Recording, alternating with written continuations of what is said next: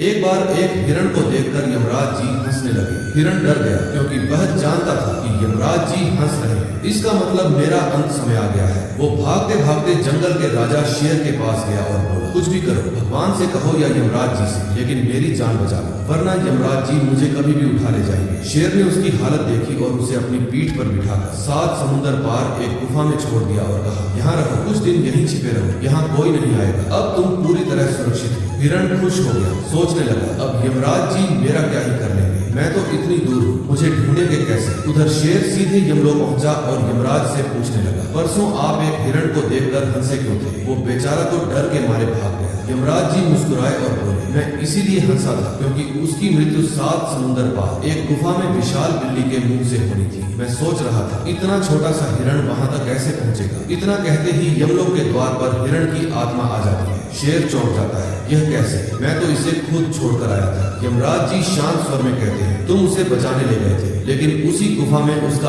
अंत तुम्हारे ही हाथों लिखा था। यही जिंदगी का आखिरी सच है जिससे हम भागते हैं, कभी कभी उसी की ओर बढ़